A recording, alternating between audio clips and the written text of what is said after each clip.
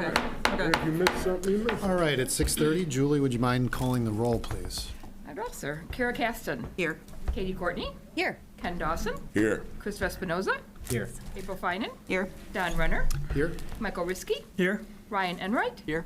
Romina Papavera Gonzalez. Here. Thank you very much. All right, having a quorum, let's stand for the Pledge of Allegiance. I pledge allegiance to the flag of the United States of America and to the republic for which it stands, one nation, under God, indivisible, with liberty and justice for all.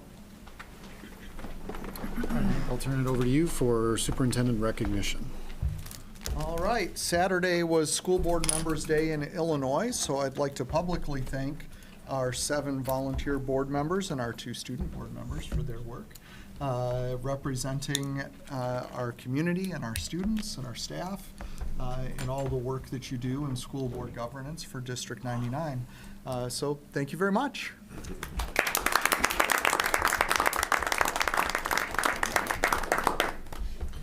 All right.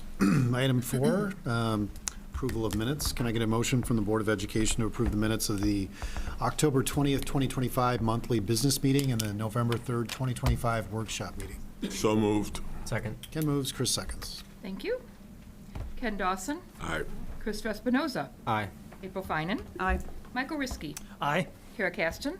Aye. Katie Courtney. Aye. And Don Renner. Aye, motion carries. Thank you. Item 5, reception of visitors. Julie, do we have any slips? No, sir. Thank you. Item 6, we'll turn this over to Hank. All right, school maintenance project grant application. Jeree and Travis have been working on this. I'll turn it over to them to just say a couple of words. Okay. Well, good evening. The Illinois State Board of Education has opened the FY26 school maintenance grant. This grant provides up to $50,000 in matching funds for school maintenance projects. Excuse me. We're asking the board's approval to apply for this grant to help fund the LED Statum lighting retrofit project at Downers Grove North. The total cost of this project is approximately $318,000. We have $205,000 earmarked in life safety funds that has already been approved, and then $113,000 in our current budget. So if we were to receive this grant, it will help offset the operating budget for this year. So as I said earlier, tonight we're seeking the board's approval to move forward with the application. Travis, do you have anything you'd like to add? You did fantastic, Jerry.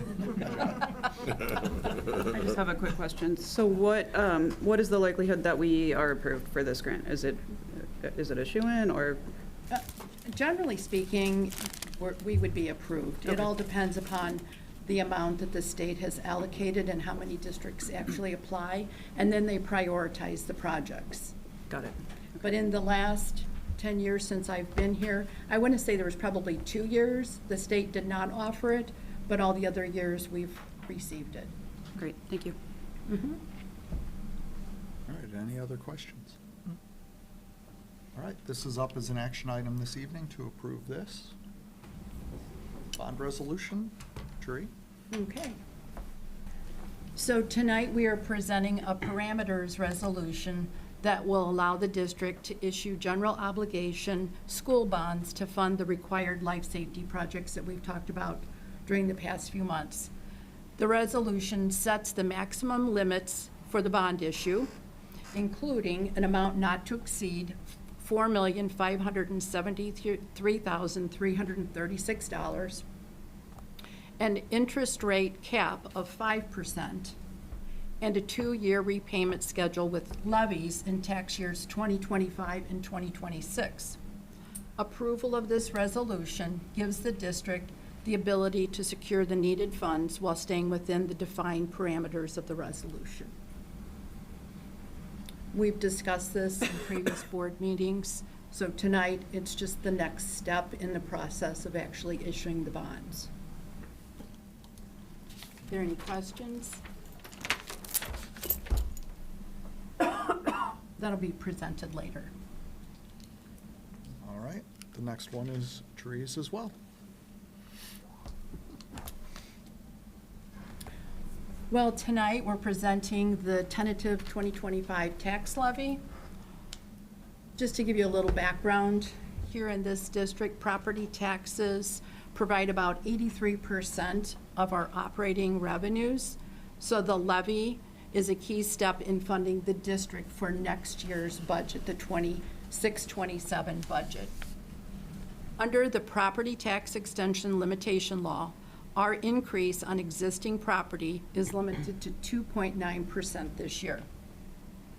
The truth in taxation law requires a public hearing only if the increase in our capped operating funds is more than 5%.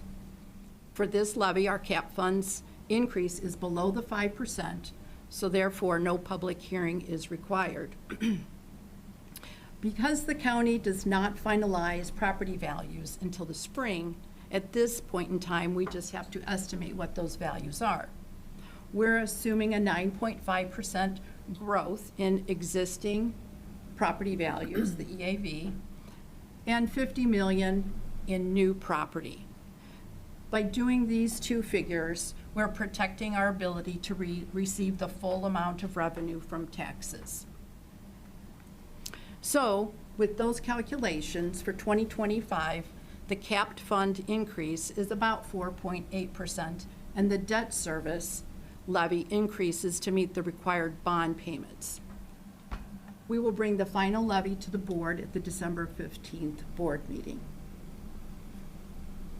Would you like any discussion on the tax levy? For new board members, I just want to point out the intricacies in here of what Jeree just told you. So she told you, I'm going to say it again, but I'll say, she said it the professional way. I'll say it the less professional way. You have the ridiculous task as a school district of guessing how much new construction in your community is going to be worth before they tell you. You have to guess the right number, put it out there, and then they'll tell you the correct number later. If you guess high, they'll lower it down to the correct number. If you guess low, they give you the lower number, and you can never recoup that new construction, and the cost of that is passed on to the rest of your taxpayers. So you're only rewarded if you guess high.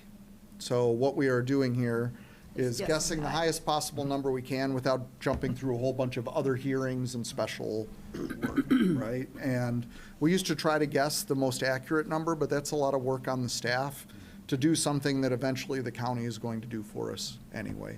So Jeree's giving you a reasonable number here. It's under 5%. And then later on, we'll find out what the real number is. And then we'll come back and tell you, oh, the real number is X.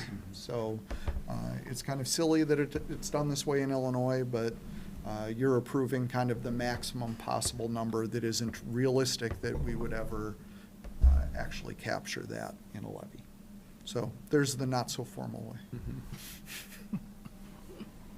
way. That's standard practice across Illinois. Yes. Yeah. Some will balloon levy as high as 10%, just to be sure that they don't. And they'll go through the public hearings and everything else just to make sure that they don't make a mistake in the wrong direction. We believe 4.8 is a reasonable number. Any other questions? All right. I'm going to invite Ryan up for the review of annual surveys. Ryan, would you like to run the clicker?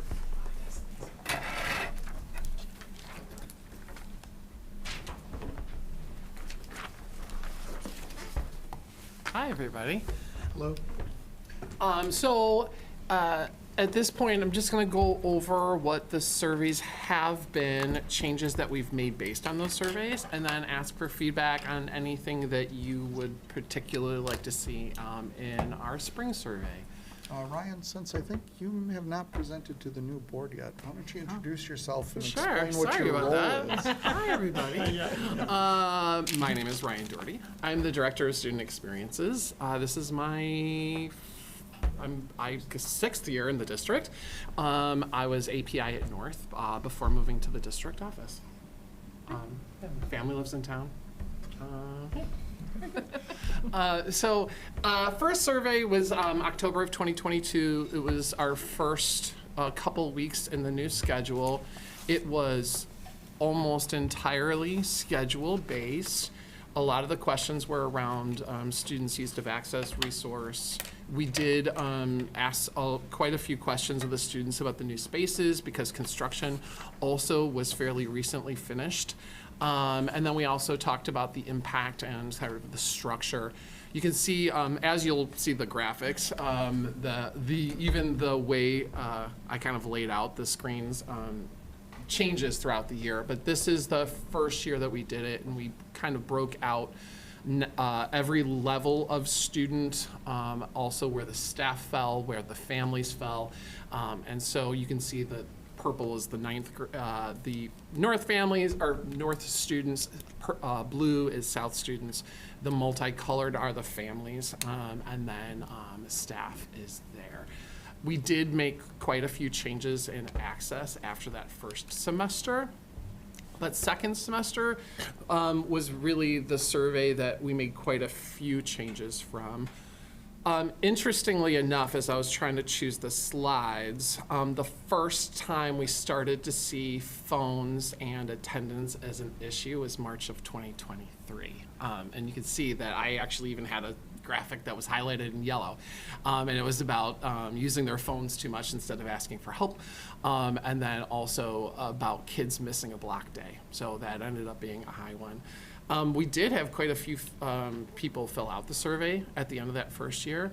It was a drop in students, but it was almost double the families from the fall to the spring. And we did make quite a few changes based on that feedback, since we got such a big feedback, or a big amount of families that responded. So we did shift fourth period block to the beginning of the day that year. A lot of that was based around sea lunch. The two student board members, they were freshmen when they took this survey, and if they remember sea lunch, there was a lot of angst around sea lunch. And we also tightened up some procedures around early dismissal. We started playing around with resource and offering different opportunities there. We expanded student choice and access. The first year we tried it out, I believe we called it student autonomy back then. And that sort of led people to think of it as like free reign, go wherever you want. So we changed it to student choice. And I would love if more students chose every week, but that's okay, we're getting there. We also, there was a lot of talk amongst students about how long the videos were. So there were lessons where there was 15 or 20-minute long videos, and the kids and the staff, they're like, you gotta keep it to 5 minutes or less. Like, we can't do it. South started senior versus staff competitions through Jill Erzig. That's been picked up by Morgan Bianchi at North, and so that's been exciting to see. I believe that started last year. We also started increasing student leaders and access. That was something that the students were asking for. And of course, comfort dogs, the ASVAB, all of those kinds of things that we added in resource. Plus, there was more opportunity for meetings with the principals based on those surveys. So I believe a staff committee was created with both principals and then also with students. The third survey, we didn't do the fall, we just made it an annual one. And we continued to ask about the schedule. And then this is the one where really phones and attendance came out as something really that became quite a problem. And also the way we were kind of looking to determine what is a high priority and what is a low priority. This helped us kind of set our priorities for the year. That ended up creating committees that came out of it. I don't know if you remember that presentation. I believe it was 2 hours. And following that, I was asked to keep them shorter. So I'm almost finished. So we did, after that longer presentation, we decided that maybe the people that were leading those priorities should do shorter presentations throughout the year rather than waiting for one near the end of the year. Also, it was broken into either buildings with district admin. This is also where the course team collaboration came in. That was with me, Hank, and Gina. And that was when we were doing, I think, 4 times a year, we did an early release in order to increase staff collaboration there. And also there was a lot of grading committees going on both at North and at South as we were looking into discipline and absences at both schools as well. So survey 4, this one we shifted to board goals and how are we meeting board goals. And from this, we asked that final question, if there was one recommendation that you could make to improve the school environment for staff, students, and families, what would it be? And this is really where accountability, attendance, and phone policies all really rose to the top. We broke out like the number of times in a free response that someone either mentioned accountability, attendance, or phones. And I believe phones hit 150 and accountability 130. They were all really up kind of towards the top. And so, but at that point, I think it was the second semester juniors that were freshmen. And so they hadn't known a schedule at that point other than the schedule we had. So that shift to the board goals instead of the schedule, since the students had sort of cycled through our 2 seniors, asking them about the schedule at that point when most of the students in the school had not experienced another one. In that survey, we also sort of rolled in the expectation of the activities and athletics survey, which we give every other year. And so here are some shifts that were made.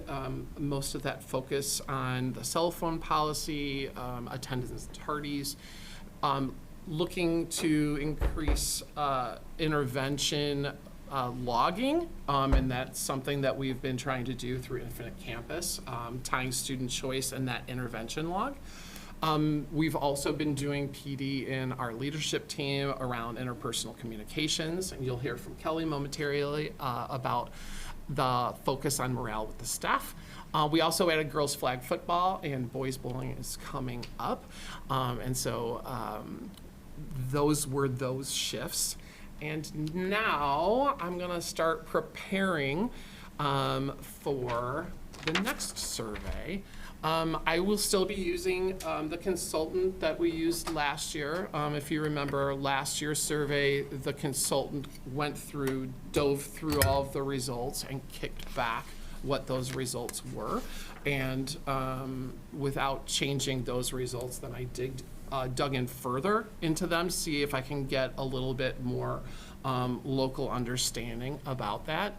I'll be doing that process again this year, and so that major kind of going through the data the first time we do with the consultant, and then I start asking questions as the data that I'm looking at, and then I try to get more specific based on those first ones, but the slides that I'm given with those results I don't change. So this year, I'm sort of suggesting topics and also requesting topics. So seeing the amount of change that can happen based on a survey, what I anticipate asking about, since we're focused on student accountability around attendance and tardies, I would ask about that and its effectiveness. I do think it's important to ask the staff and families and students, are there procedures, incentives, or innovations that families would like to see around attendance and tardies? Whether that's, a shift in a blended model, or if there's like a PBIS, something that we want for incentives. We're trying something at South this year with access. For seniors that are, meet a certain criteria, should we expand that? So asking what processes they'd like to see. Also about the effectiveness of the cell phone policy, and asking again about morale and professional learning. Professional learning has been on the topic each time. Last year, while we saw progress in PPL, the building level PD we are still struggling with, so that's going to be a topic again this year.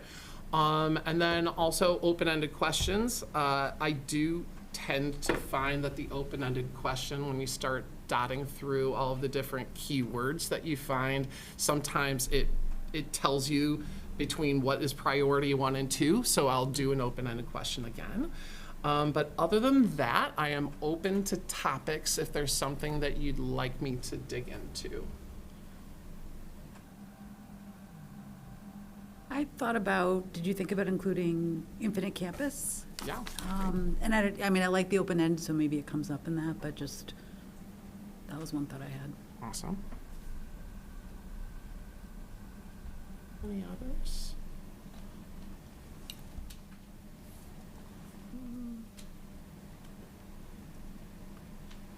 If you think of any, you can always, I think you're supposed to email through Hank, and Hank will forward them on to me. But if you feel like there's a topic that I haven't been asking, or that something is sort of, now that we've looked at attendance and cell phones, you feel like this is the next logical step to look at, I'm open to asking those questions. Well, I have just a quick question. With your PD schedule, do you do anything with self-directed PD for the teachers? Yeah, so personalized professional learning, PPL, that is something that the staff really loves. Okay, you do. And so we, 2 years ago, we limited it back because of a lot of things that we were working on. That really came out in the survey of what are we doing? And so we implemented that back in. And so that there's some weeks that are building level led, and then there'll be several weeks in a row that are PPL. So they can choose their PPL. Some work with an instructional coach. Some teachers team up together to thinking classrooms or something like Book that. study or Yeah, something. absolutely. Okay. And so is that like a given hour that equals a school day, so that you're freeing up more time for them to have collaboration within the department? So it would happen during their resource periods. Okay. Yeah, so on the days where they would typically have a lunch period, on block days is their resource period, that the PD time would get that happen time. there. Although, I'm sure that, especially with PPL, you can kind of flex that time, that they may work with a course team on something because they're all free, and then do their PPL at a different time, because since it's personalized, that not every instructional coach can meet with all teachers at that time. Okay. All right, as Ryan develops that survey with our outside consultant, and we get it formalized, we'll bring it back through the leadership team and ultimately share it with the board as well. Thank you, Ryan. Awesome, thanks. Much shorter than 2 hours. Yes. All right, I'm going to turn it over to Kelly next to talk about the fall morale survey results. We thought, coming off of all of these changes, that we should do a quick check-in with the staff as to where we are, kicking off the start of the year. Kelly will introduce herself to you, because this is the first time she's in front of the board, and then share the results of the survey. Good evening, everyone. My name is Kelly Zerner. I am the Director of Staff Experiences here in District 99. This is my 16th year in the district and 28 years in education. Prior to this position, it's my first year, I was over at Downers North as an AP. And so what you just learned from Ryan, you're going to see echoed throughout the survey. So this is our morale survey and the results of which. Just to show you who responded to it by building, 359 in total, 38% from North, 57% South, T99 3%, and ASC 3%. By employee group, certified staff 78%, support staff 12%, CMG 5%, admin 3.3%, and exempt 1.7%.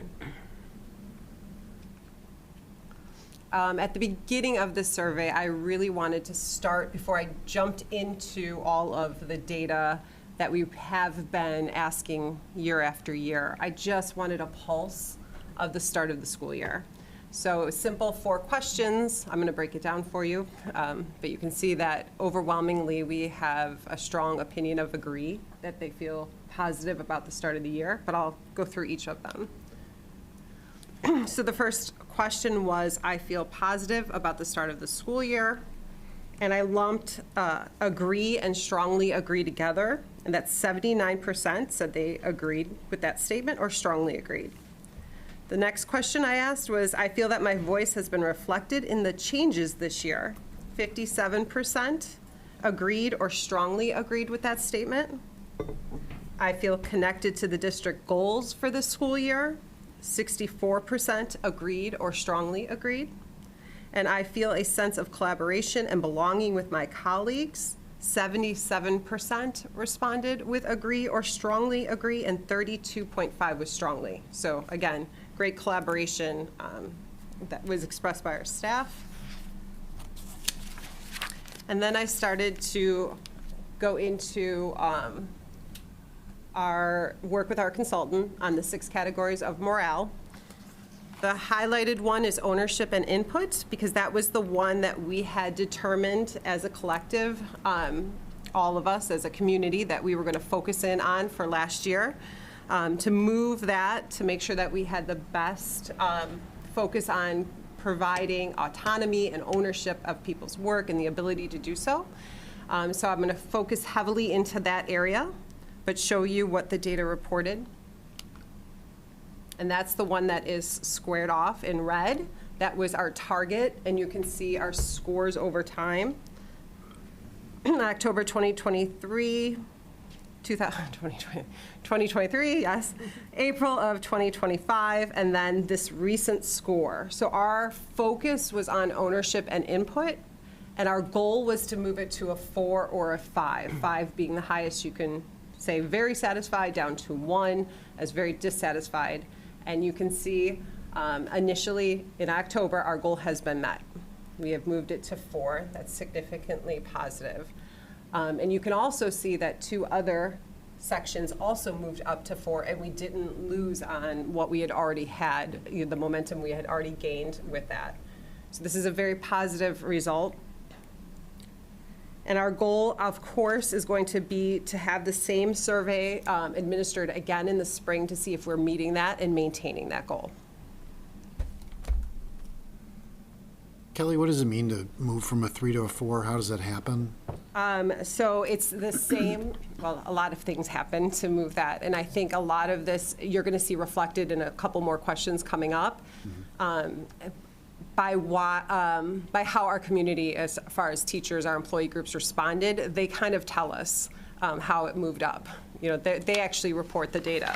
Okay. So let me just kind of walk through specifically ownership and input, because that was our target goal. Let me explain what we did and how, in our results, how it moved up from the 3 to the 4. So here's the questions that we've asked over time. I have ownership and control over my professional practice and my work environment. All right, let me give you kind of the raw data here, because you can see the lines, we're making positive goal. But this survey reports agree, strongly agree, went up 13.7% in that question. So that movement went up 13.7%, that more staff and employee groups, all of us feel that we have more ownership and control over our professional practice. Is strongly disagree a 1, disagree 2, neutral 3? Yes. Agree 4 or 5? Absolutely. Okay, so then that's the average you're reporting on the prior slide? Prior slide. Yeah, when you say it's a Yes, 4. yes. Across all of this Across series. all of them. Okay. So it's not just this particular question, it's going to be a combination of the ones that I'm going to show you. Okay, Yes. thanks. Okay, the next question. My opinions are heard and valued by school leaders, feeds into the same, ownership and input. This one went up 19.5% into agree, strongly agree. So that, again, significant. But right. it's showing improvement each time you surveyed Yes. staff, so it's not just a one-time incremental. It's not a one-time. There's a little bit of difference in this one right here. So this one is, my opinions are heard and valued by district leaders. Now, this is a significant change, because if you notice in 24-25, we actually dropped 1%. That's where you see that little mark. You can almost see the green like falls down just slightly. And now it is up 17.9%. So we had a drop of the 24-25 year by 1%, but then jumps now to 17.9% into agree or strongly agree. So that's a significant change. School leaders versus district leaders are we talking about the admin building versus? Correct. The district office ASC versus their home school. Okay. That they would identify as their home school. And then I wanted free response. As Ryan stated, I think these are very telling when you give just a open-ended question and let everyone express their feelings on something. So the question was for strengths, what is one positive change you've noticed this year so far? Now, watch the data on this because let's say I'm the teacher that's responding. I could have responded positively for both of those. So I could say, I really love the new cell phone policy, and I also love that attendance and accountability is something that we're focusing on. But 53% of the people who responded in the survey said cell phone policy. 46% responded mentioning attendance, accountability in some way, and discipline, having that focus. And then I asked for common themes. I pulled them out myself, but I didn't want to have any bias in it, so I kept running it through various AI machines to pull it so that I could pull the data accurately. And the common themes that were pulled out from all employee groups, they're seeing a strong administrative support. They see increased friendliness and collaboration. They feel like it's a more positive climate, and they love a strong focus on one major initiative, like having that one strategic goal that we all own. Then I asked a growth area. What support would help you feel more successful in your role this semester? Again, this is entirely generated by their free response. And the common themes that I pulled out as well as AI was continue to listen to us, like continue to let our voice be heard, realign workload more evenly, more collaboration time with colleagues, course teams, and departments, targeted professional development by role or department, and opportunities for relationship building through social events or gatherings. So you see the kind of themes that are being voiced showed up in what Ryan was just explaining as well. So we see the trend is carrying itself through. That last point, opportunities for relationship building through social events or gatherings, are you talking about staff want to have opportunities with admin? They want more opportunities together. Together with whom, though? I like the entire community. Teachers, admin, all of them. Like having more social events where they have time to decompress and connect. Okay. Were there ideas expressed, or was that just a common theme? It's just a common theme. Mm-hmm. Okay.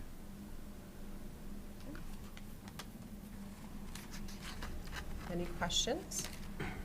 Yeah, I have a question about participation.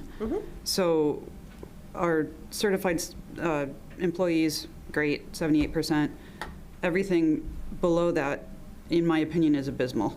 The support staff, 12%, CMG, 5%.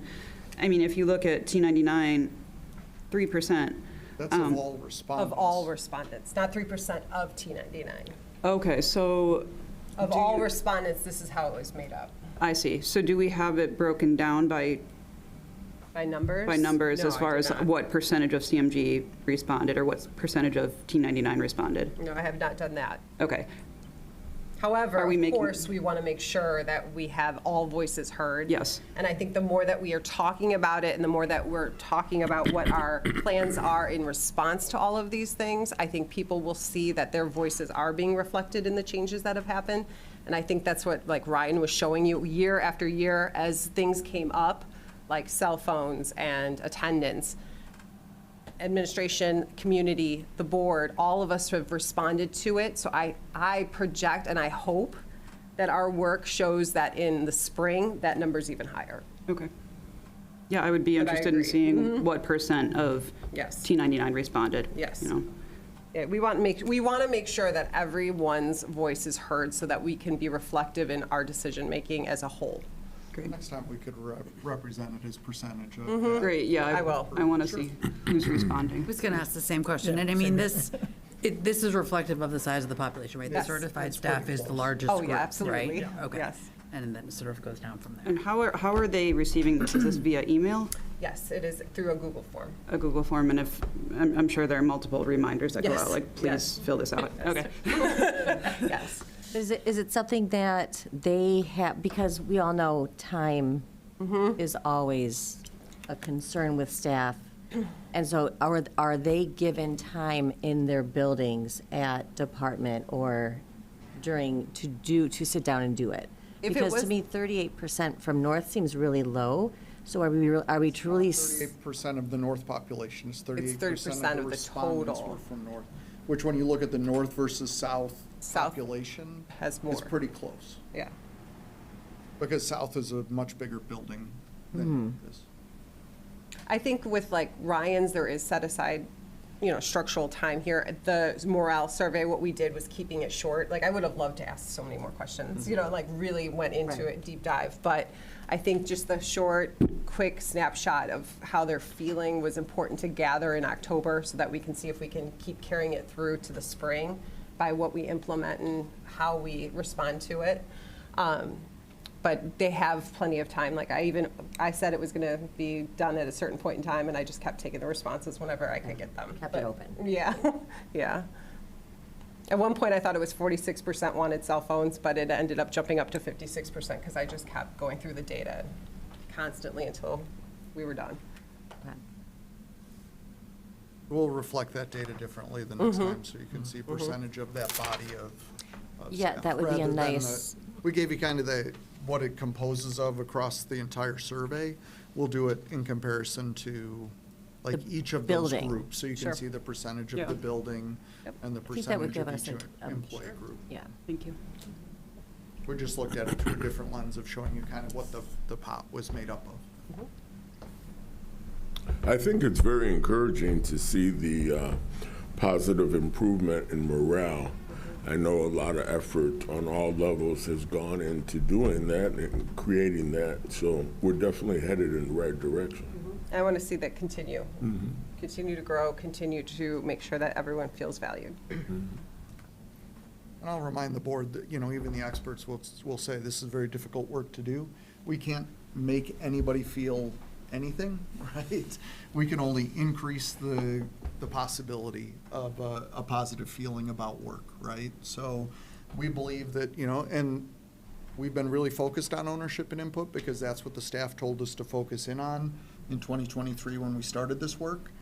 If it comes back this way in the spring, we'll have to see, does it make sense to shift?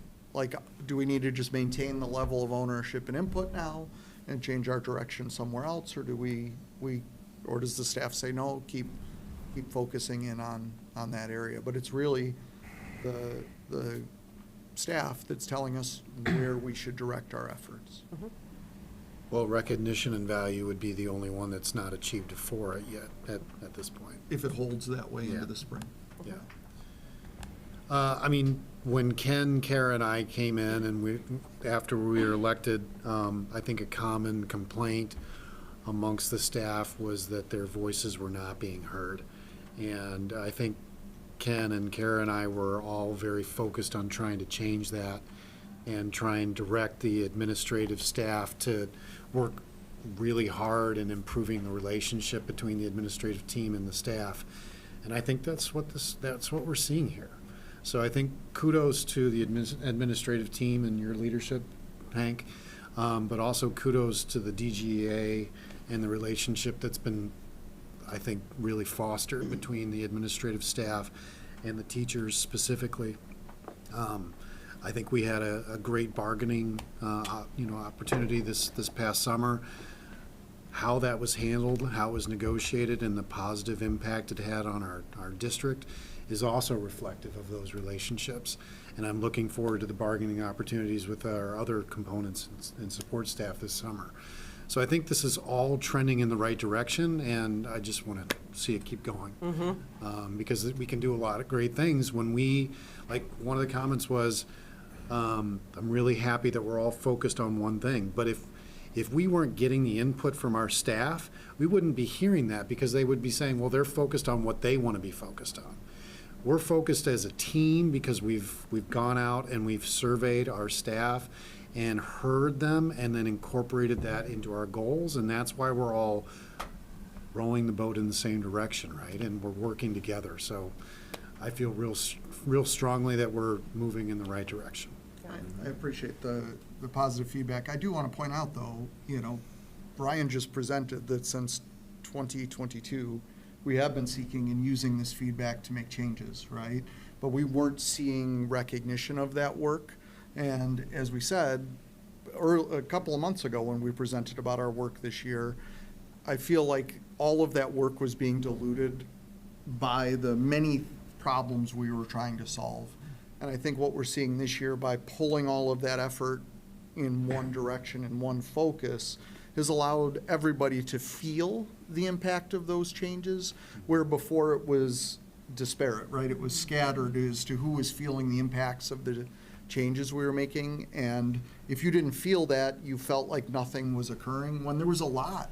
Like Ryan just went through a ton of work over the last several years, right? So I think, we can't underestimate how important it has been to really focus in our work, find something that everybody could get behind and really work on it. And now we're seeing that pay off in how people feel about the workplace. Yeah.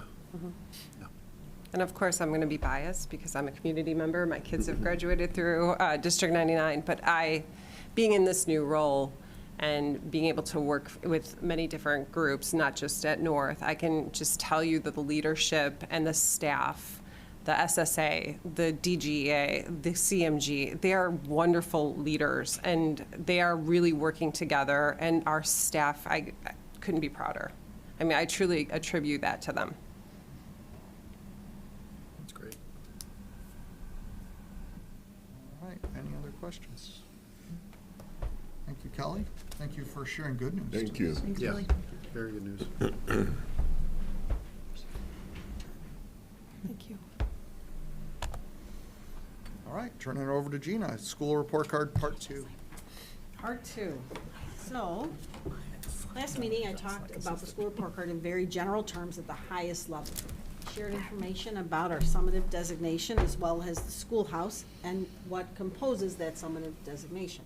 Tonight, we're going to look at some of the same areas. We'll look at some comparative data in some areas as well as some new topics.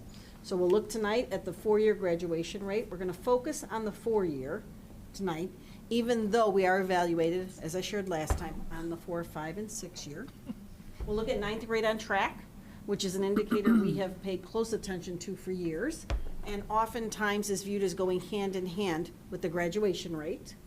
We'll look at pre-ACT and ACT data, so test data, assessment data from grades 9 through 11 from last April. We'll focus in on the class of 2026, so their ACT data from last year.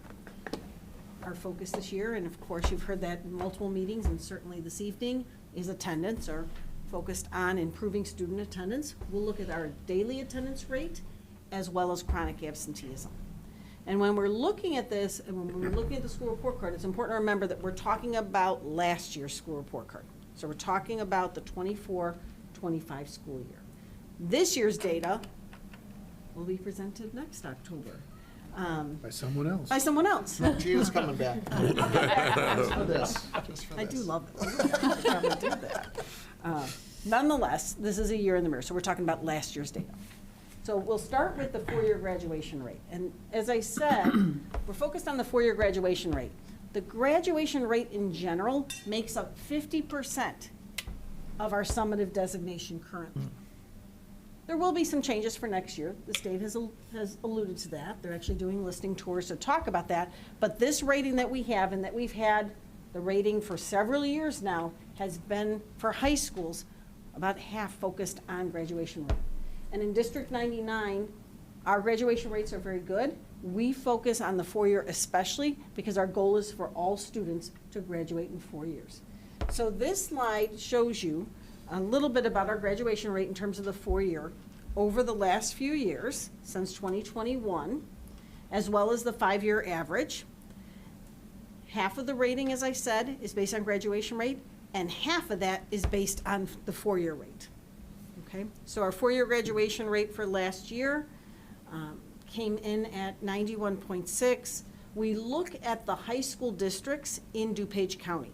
So when we do comparative data, we look at those districts that are high school districts, just like we are, that are within the county. The average is right in alignment at 91.7 for last year, and the state's average was at 89%. When you look at the 5-year average, so if we look at those 5 years and we average it, the rate goes up a little bit more for District 99 at 92.8. And then also for the high school districts, it actually goes down a little bit, as well as for the state.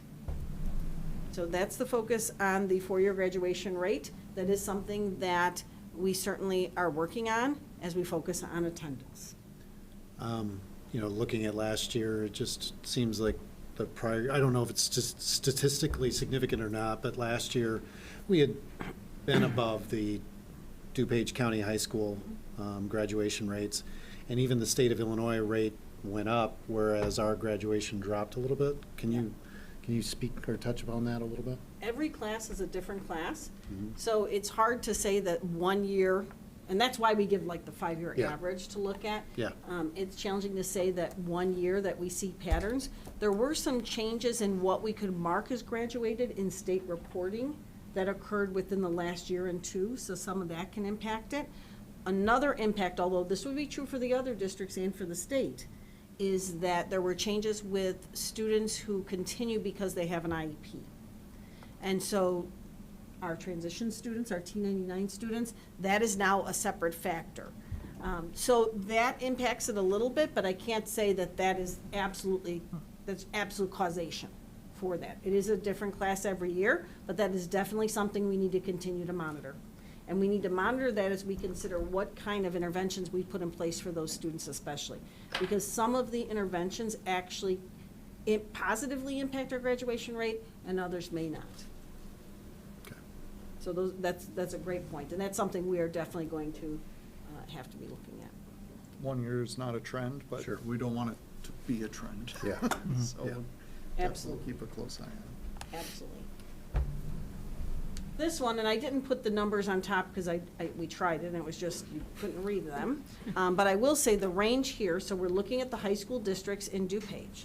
The range for 4-year graduation rate was between 87.5 and 96.4%.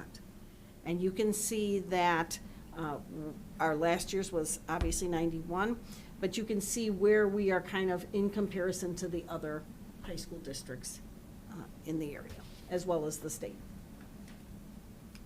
And this is the complete list? This is all the schools in DuPage? This is High only school the high districts. school High districts. school, but this is all of DuPage? This is it? Yes, Okay. all the DuPage high school districts. And this is by district, not by school. Yep, I got that. So we're Thanks. probably like second in DuPage County over the 5 years, is that what you're saying? Yes, I mean, it hovers each year. We'll creep up, another one will creep up, and it's kind of a moving. But we're definitely within the range, for sure. Okay. And even if you take out, like, if you take out the lower number, because sometimes I'll do that when I look at the data, I might take out the highest and the lowest and then factor in the others to see where we're at. We're pretty much in alignment. Ninth grade on track. Ninth grade on track, we didn't talk much about last time, but ninth grade on track is one of the areas that makes up our summative designation currently. For a ninth grader to be considered on track, they must pass 5 classes, they have to earn 5 credits, not counting summer school, and they cannot fail more than 1 semester of a core class. So they can fail 1 semester of a class, but they have to have earned 5 credits, or more, obviously. This is an area that we've looked at, and it can go hand in hand with graduation rate. But we've looked at this every year. It has been a focus area for us. You'll notice, and you saw that with the graduation rate, right? You've noticed that in 2025, we were at 95.8, which is down a little bit from the previous year. So that's another one that we'll have to keep track of. One of the other important things I want to point out on this slide, though, is when you look at the 5-year average, you'll notice that 2021 the numbers being down at all three. And that does impact the average. We have peaked some years, and obviously a couple of years ago in 2024, for example, we were over 96% as we were the couple of previous years.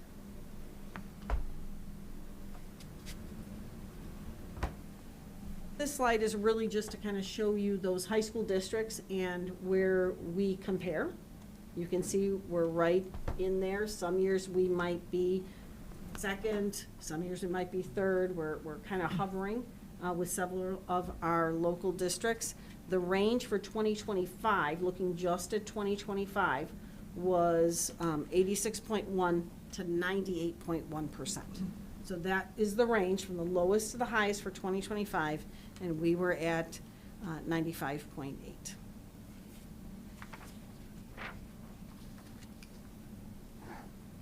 Going to shift now to talking about test scores. You may recall that last year we shifted.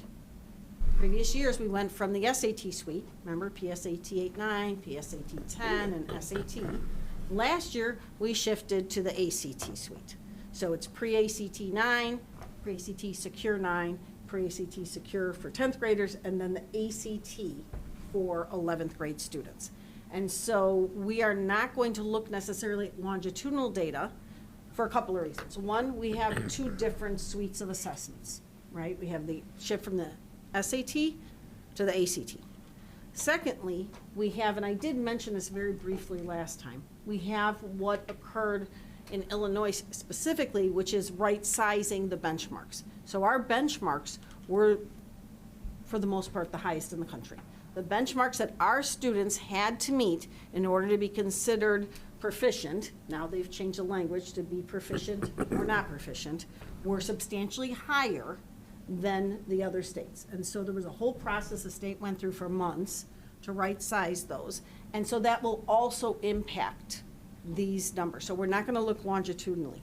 When you think about the benchmarking or the change in the benchmarks, what they looked at was what a student needs to be successful. This is ELA, so we'll use composition, freshman comp, for example, in college. What students need to be able to get a C or better, right? What type of score correlates on, for example, an ACT, if we're talking about juniors, to getting a C or better? And they landed at what is about a 63 to 67% on the three, meaning ELA, math, and science. This specifically is ELA. But as we think of the benchmarking, that's the other reason we're not looking comparative across the years. Okay? So this slide just shows the three different grades, grade 9, grade 10, grade 11, just 1 year, pre-ACT or ACT data. And it's different. What students need to score to be proficient is different for each one of those tests. So for 9th graders in ELA, they have to earn a 14. For 10th graders, it's 15. And for 11th graders, it's 18. So where it says for grade 11, 72.8%, that means that 72.8% of District 99 students who took the ACT, because I'm looking specifically at grade 11 now, the all-student group scored an 18 or higher. So that's how this slide, what this slide is showing. And that's only the test that was given on that state-approved day. Only the state-approved test, and that's for all three grade levels. And when you look at the comparative data of the DuPage County high school districts, it's the same test, right? It's for them too, it's the state assessment. We always look at the state assessment. There may be students who may take the ACT on a Saturday. We call it a national test date. That date is not included in here. So we may have students who have higher scores. This is included on the state assessment only. Okay. Because that is a state requirement, right? It is a state requirement. That you take the All standardized students are taking it. It across is a the whole requirement for all three grades. However, it is only a graduation requirement for grade 11. Got it. But it is a required test for all three.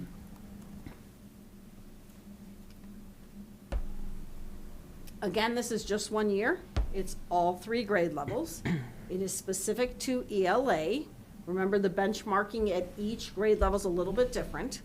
But to give you an example, so at grade 9, the percent proficient, the higher the score, the better, because what we're talking about is the percent of students who are proficient. range between 46.1 and 85.7 for our high school districts. And we came in at 77.9, just to give you an example of where we rank. And you can see this, what this shows you is obviously at each one of those levels, our scores for all students at a specific grade level were second highest in the county of the DuPage high school districts. Now we're going to shift to math. Same idea. One test, 1 year, right? 9th, 10th, and 11th grader. The score that students need to get to be considered proficient is different, right?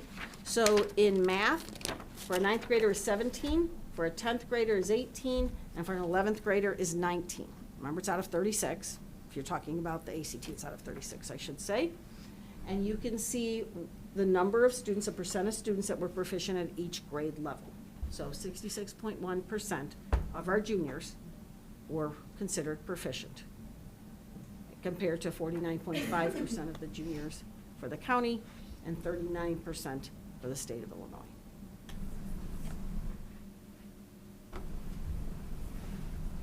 This, similar to the ELA slide that I showed you before, shows the 3 tests again. Percent of students proficient. You can kind of see the range, although I think the range is interesting. So last time I talked about grade 9, I'll talk about grade 10 just to be fair. Grade 10, the range of proficient of the DuPage high school districts was between 25.9% and 70.2%. And we came in at 50.6%. You can see, obviously, one thing I like about this chart, it kind of does show you how we were second in each of those as well for math. Science is a huge shift, and science is a huge shift for a couple of reasons. Prior to last year, there was a separate assessment for science, the Illinois Science Assessment. And for the most part over the years, while we did get proficient or not proficient numbers, for the most part it looked more at participation in the test. In other words, the percentage of students who took the test. Okay, you're expected to have at least 95% of students take all these assessments, but that was true of the ISA, Illinois Science Assessment, as well. So it's different now because for high school, the ACT has a science section, and students get a science score. And that now meets the science test. There's no more Illinois Science Assessment. So it's a little bit different this year because of that, and that's the reason why I'm only showing 1 year, because it's ACT and it's just 1 year of data. The scores are different to be proficient, again, just like it was for the other two. For science at 9th grade, it's 14. It's 16th at 10th grade, and then it jumps to 19 for grade 11. So looking at this, it tells you what percent of our students at each grade level are considered proficient compared to the high school districts, compared to the state. This again depicts it in just a slightly different way, showing you each of the high school districts, showing you where we land in comparison. I'll go to 11th grade this time.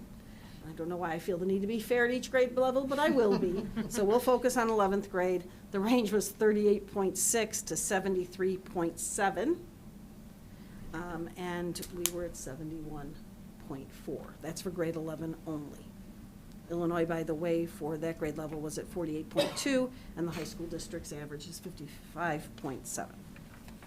So again, you can see we're second in science as well. So given the new data, has the peer group shuffled dramatically over the last year? Like, were these the same schools that?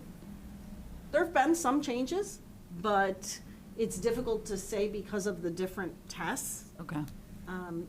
I would say in 2-3 years, we'll have some data that will really tell us that. I think also with right-sizing the benchmarks made Illinois students appear as they were not doing well, when in fact they were. We had the highest standards. And so I think it's going to take a few years of data to really say for sure. But there are definitely some similarities for sure in terms of. But everyone was being meeting held to that standards. same high standard in the Everybody state, was. right? So, Absolutely. okay. Absolutely. The just the shape of those, just to kind of get to the heart of your question, I'd say the shapes and trends that you're seeing here are pretty similar to what Okay. we've seen historically. I mean, I can tell you which schools we run neck and neck with, which schools have beat us out in most years. Okay. But it'll be interesting to see over time with the new assessment. And for many of us, it's not a new assessment. I mean, even We're back back. 10 years ago, we were doing ACT. So we're kind of back to that. The nice thing is, though, this is one day of testing, and it covers all 3 required areas through the ESSA plan. So I wanted to mention just a little bit about grade 11, because that is the area that we tend to focus the most on. This slide is just a real quick depiction of where are all students landed in all 3 of those areas for grade 11, where the state of Illinois landed in terms of the average score, and what the benchmark is. And you can see we clearly were above the benchmark in each of those areas.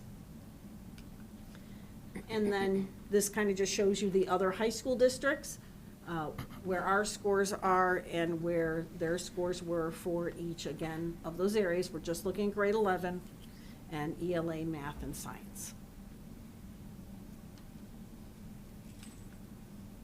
And then just kind of giving you a sense of average scores. Remember, out of the ACT, we're just looking at grade 11 here. Out of 36, what are the average scores? And you can see here in each area, it's basically this slide, but just showing you in a different way visually, so you can see the data in a slightly different way. All right, so moving from test scores, daily attendance rates. This year, we're looking at daily attendance rates. Typically, we just look at chronic absenteeism, but we're very focused on attendance, and so we are focusing on all areas of the report card with attendance. You can see our daily attendance rate is very good. That's the percentage of students on average that are present in school on a given day throughout the year. You can see that our rates are very similar to last year. Technically, we did go down 0.1, but that's still very comparable, very similar with the high school districts as well as the state average. This chart just kind of shows you compared. Since I compared the other ones, I decided to leave this one in, but you can see we're all within pretty much the same range. There may be an outlier one year here or there, but for the most part, we're all falling within a similar range with the high school districts and the average. Chronic absenteeism we have focused on for years, and this is a huge focus this year for us. As you well know, chronic absenteeism, for a student to be considered chronically absent, they have to have missed 10% or more of the school year, excused or unexcused, a combination thereof. So even excused absences, college visits, a child being sick, doctor's appointments, those kinds of things still factor in. And it doesn't mean a full day, it can be parts of a day, right? So it's a cumulative amount, it kind of adds up. And that's what chronic absenteeism. That is defined by federal law. We are required, Illinois is required to report chronic absenteeism, and the definition is not a local definition, it's not even an Illinois definition, it's a federal definition. So this has been an area of focus for us. As you can see, we did peak in 2023. We were able to bring it down a little bit, well, substantially, I should say, last year, but then it rose a little bit for last year. If you look at the average over the 5 years, you'll note that it is fairly close to where we've been the last couple of years. Very important to point out, however, 2021, remember that was the year we were still in the pandemic. Those were alternate schedules and all kinds of things. I left it up there because we always look at the 5-year, and I didn't want anyone to wonder why isn't it there, but I'm not sure that that data really depicts an accurate rating. So looking at the last couple of years, we've been hovering between 23, last couple of years, 23 and almost 24%. Our last numbers pre-pandemic were around 19 to 20%, somewhere in that range, right? Maybe closer. So, I mean, that's what we're trying to get ourselves at least back to pre-pandemic expectations. And then just in the spirit of kind of showing where the other districts are at in terms of some of the same, and remember, this is a number, you want a lower number in this one, right? I should have said that in the beginning, I apologize. You very much want a lower number here. The range for 2025 was between 18.8% and 44.5%. So when you look at the high school districts, that's the range that's depicted there in that visual. We were at 23.7, the average of the high school districts, 27.9, state 25.9. So that kind of gives you a sense of how we're tracking in comparison to colleagues. And I know that was a lot of data. Any questions? I know I always mention this, but so things like the mental health days and the categorization, that has nothing to do with absenteeism, because that's just, you're out, right? That's more attendance. It's When do we attendance. talk about that? When we're does- talking about attendance? Yes, it does factor into chronic absenteeism, though. The mental health days were granted by Illinois. Chronic absenteeism is a federal definition. Okay. So those factor in. The state has changed it the last couple of years, so I'll be interested, well, it'll be interesting to see where it goes with that. Because when they first enacted the mental health days, we just reported them as excused absences. All schools did. That's how we were meant to report them. Now, there's actual codes. So the state is actually gathering data to see how many students are taking, well, first, how many students are taking, how many on average are they taking in the data. That doesn't impact, though, our chronic absenteeism, but it could impact our daily attendance rate. Remember I showed you where we were in the 90% area there? It obviously can impact that. Is that something, did other states do that, the mental health days? There are Was some that other something? states that do, but I Is can't. it like I a can't- handful, or was it a common? I'm not sure how many, Yes. but I Okay. do know that there are other states That that do do. Okay. I'm not sure they give as many days, however, Okay. and some may not record it the same way. Okay. Because like I said, we just recently started recording them as mental health days. Yeah. I mean, it is considered excused, but again, the excused absences factor into the chronic absenteeism.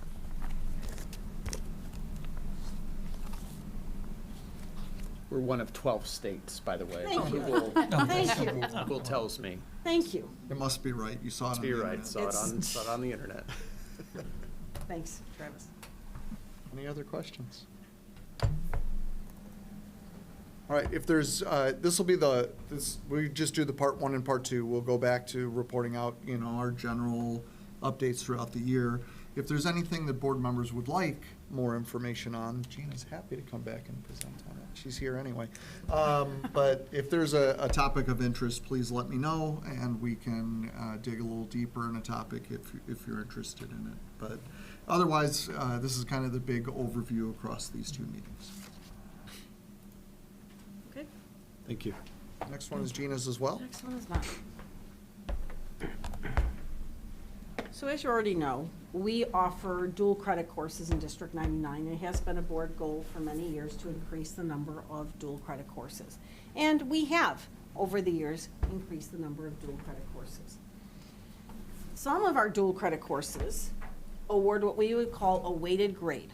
We would call those weighted courses, right? Where students, for example, get a 1-point bump if they get an A, basically an A through a D grade. Right? So kind of like a C counts like a B, or a B counts like an A, for example. Some of them do not. Some award what we might call regular credit or standard credit, standard grade.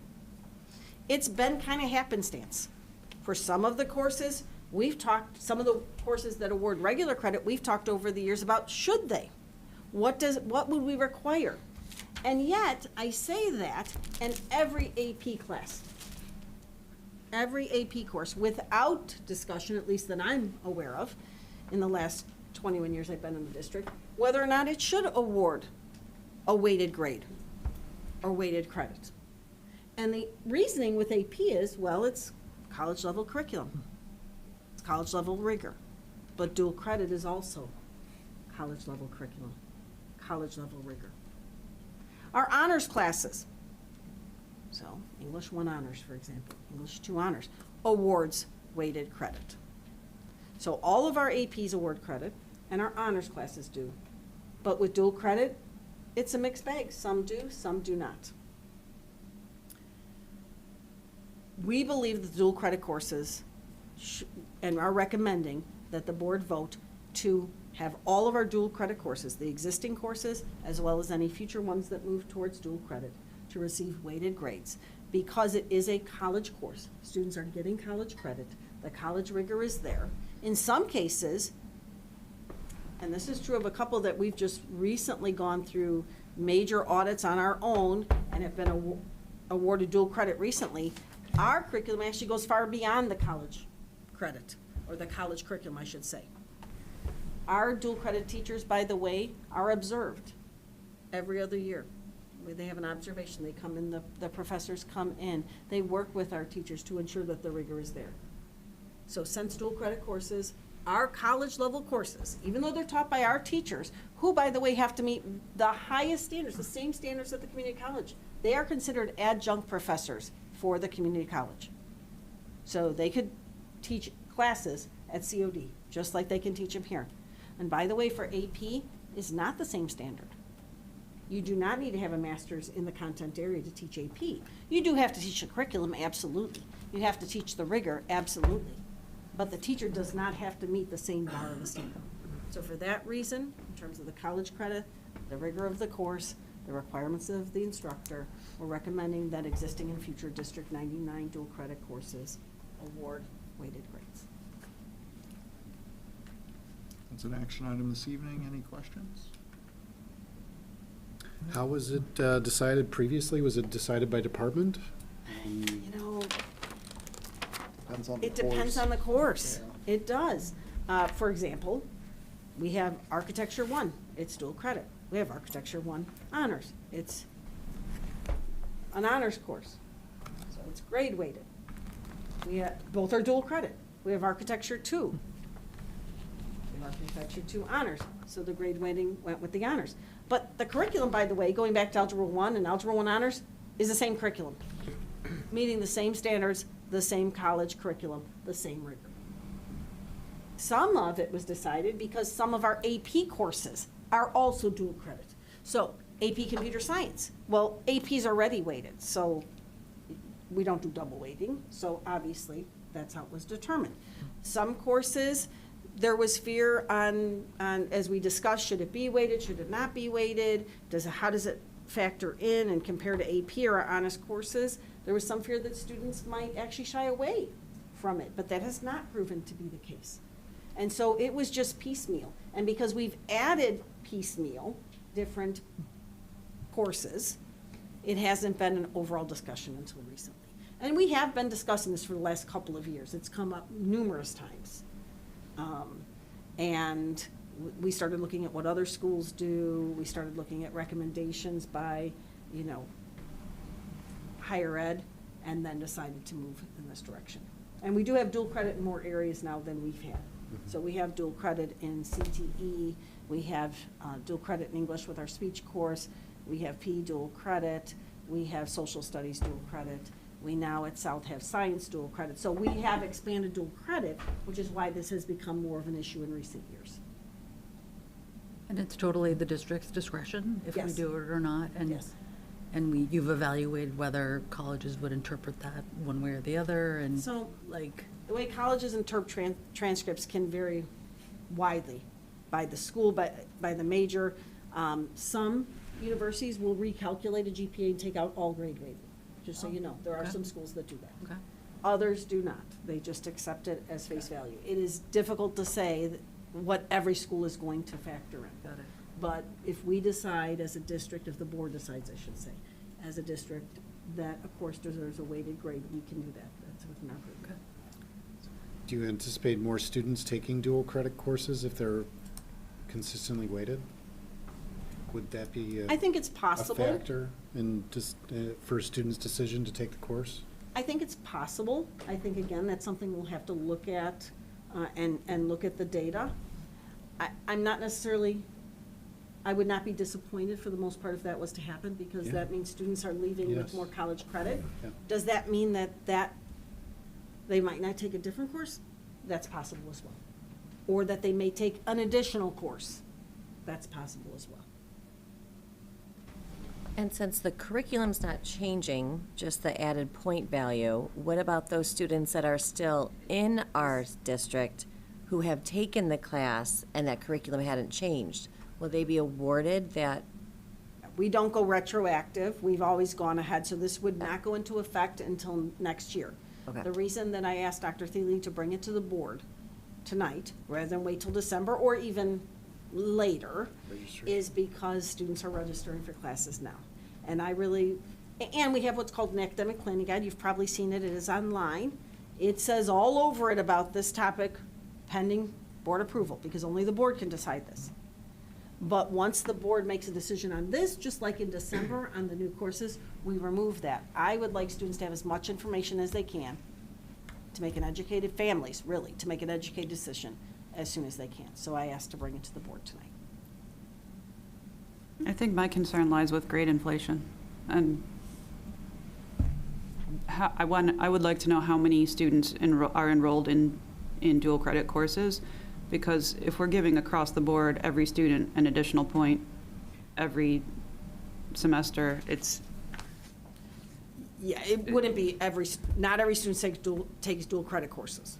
Okay. And about roughly 40% of our dual credit courses are already weighted. What percent did you say? But roughly 40%. We have 17, and we have 10 or 11 that are not weighted. Some of those that are weighted, again, are because they're AP courses. So it didn't impact, those were easy decisions. We didn't make a decision about whether or not that should be awarded a weighted grade, because all AP courses are. Sure. We have increased the number of students in dual credit, but clearly not every student takes a dual credit course. Okay. I would say not every student takes a dual credit, or even every student takes an AP course, but we do have many students that will take one or the other. In some cases, they're both. Sure.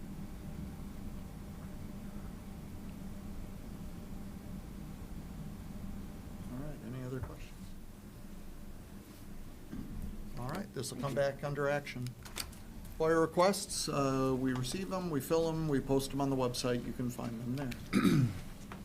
Item 7, the consent agenda. Before the board votes on the consent agenda, is there any agenda item a board member would like to pull out of the consent agenda for further discussion?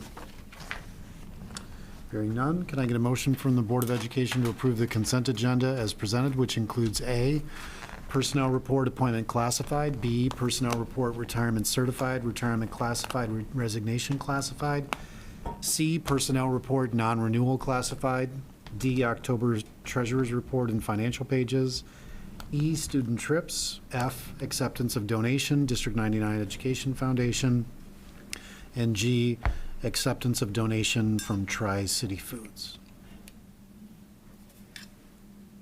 So moved. Second. Kara Kara moves, Ken seconds, yes. Yes, we are. Thank you. Kara Caston. Aye. Ken Dawson. Aye. Chris Espinoza. Aye. April Finan. Aye. Michael Riskey. Aye. Katie Courtney. Aye. And Don Renner. Aye, motion carries.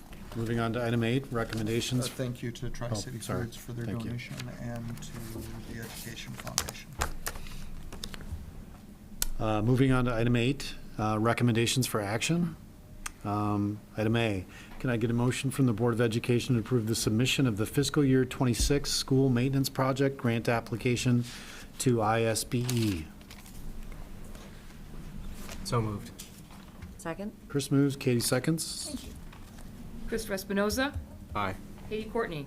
Aye. Ken Dawson. Aye. April Finan. Aye. Michael Riskey. Aye. Kara Caston. Aye. And Don Renner. Aye, motion carries.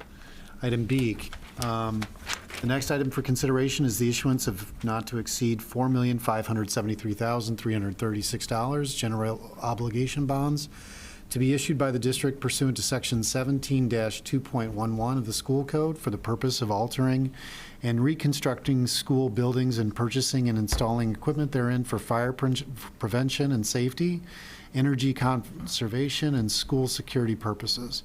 The Board of Education will consider the adoption of a resolution providing for the issue of said bonds and the levy of a direct annual tax sufficient to pay the principal and interest thereon. The resolution sets forth the parameters for the issuance of said bonds and sale thereof by designated officials of the district. These bonds will have a final maturity date of December 15th, 2027, which provides for a 2-year repayment schedule. The resolution sets a maximum interest rate of 5%, and it provides for the levy of taxes necessary to repay the bonds in tax levy years 2025 and 2026. Adoption of this parameters resolution allows the district to move forward with issuing the bonds within these stated limits, ensuring it can secure funding needed for the identified projects in a timely and financially responsible manner.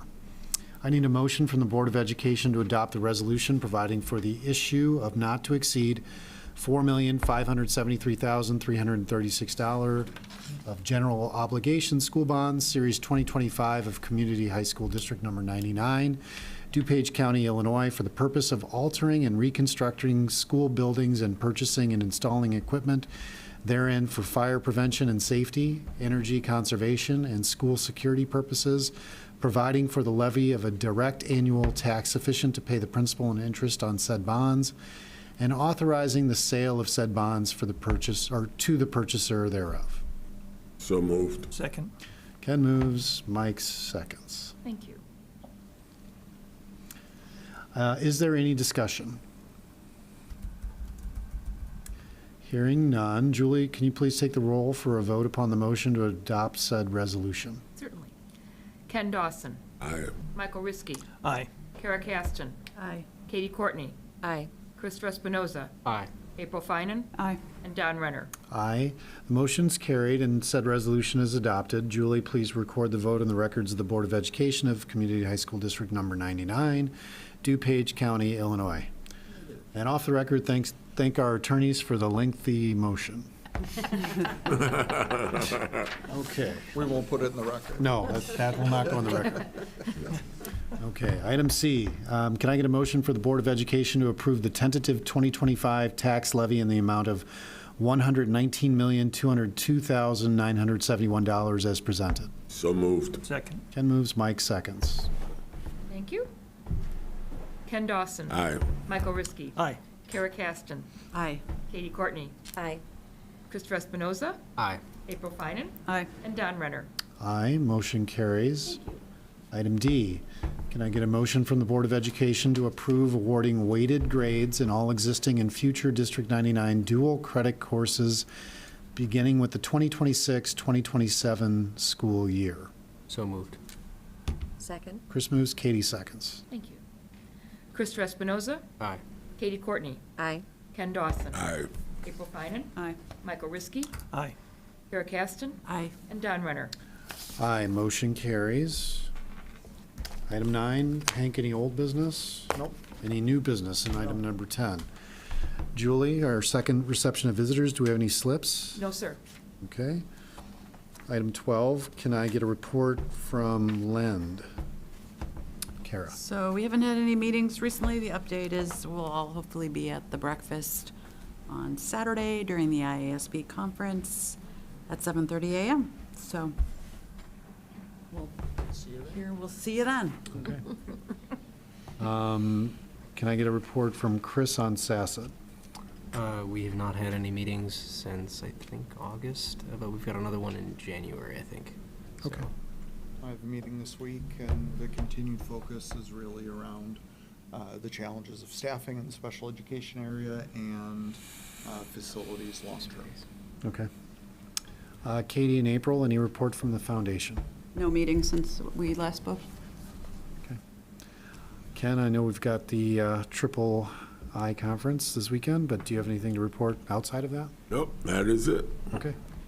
Looking forward to it. It should be a fantastic networking opportunity. You're so positive, Ken. Always. And then, Hank, you've got a special report? Yeah, a special update. I've been updating the board on the Woodridge 75th Street Corridor TIF District, the tax increment financing proposal. We learned about this earlier this calendar year and have been working closely with the Village of Woodridge.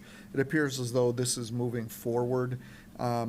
We've been told from the administrative team to expect that accommodations will be made for the school districts. We are reaching out with some potential solutions to our concerns in the coming week.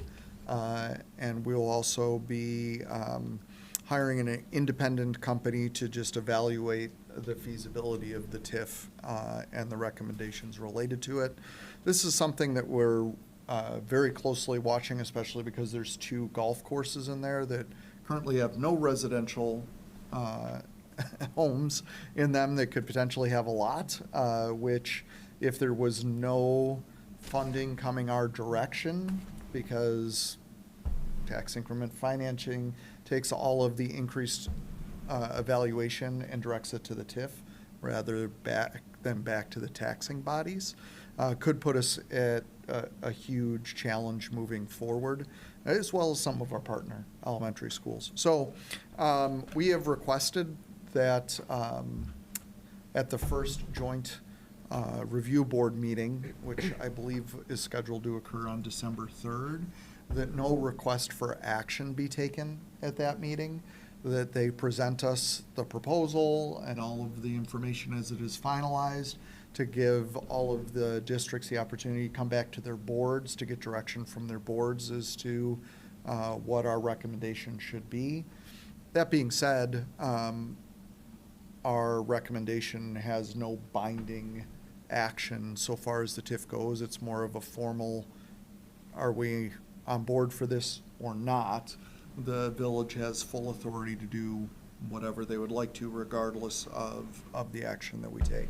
So I've been, updating the board a little bit, just wanted to put it out there kind of on the public record that we're having these conversations, and to formally tell the board that I've made the request that I get the opportunity to talk to you in public session, and us to have you to give me a formal direction before I'm asked to go in and cast a vote on this. Have we heard anything about the number of proposed residences or how many new people could be moved? Okay. That's part of our concern. Yeah. So we're hoping to get some of that information in advance of that December 3rd meeting. Great. Thank you. Any other questions on that one? I will do my best to keep you informed. If you have questions as things come along, feel free to reach out. All of their meetings are streamed online, and you can tune in or you can go attend them if you'd like to as well. Okay, item 13, upcoming board meetings. Our next board meeting will be a December 1st, 2025 workshop meeting here at the ASC at 6. Actually, it is not. Oh, that's We have right. decided Oh, it's to cancel canceled. That's right. that meeting. That's correct. So you get to announce we've decided to cancel. Yes, that will be canceled. I apologize. So our next meeting will be December 15th, 2025 for a monthly business meeting at 6:30 PM here at the ASC. Okay, item 14. Can I get a motion from the Board of Education to go into closed session for A, litigation when an action against affecting or on behalf of the particular public body has been filed and is pending before a court or administrative tribunal, or when the public body finds that an action is probable or imminent, in which case the basis for the finding shall be recorded and entered into the minutes of the closed meeting, and B, for collective negotiating matters between the public body and its employees or their representatives, or deliberations concerning salary schedules for one or more classes of employees. So moved. Second. Ken moves and Katie seconds. Thank you. Ken Dawson. Aye. Katie Courtney. Aye. Krista Espinoza. Aye. April Finan. Aye. Michael Riskey. Aye. Kara Caston. Aye. And Don Renner. Aye, motion carries. For the members of the public, the board will be taking action on the item noted in the agenda when it comes out of closed session. Let's take a brief break and then we'll reconvene for closed session.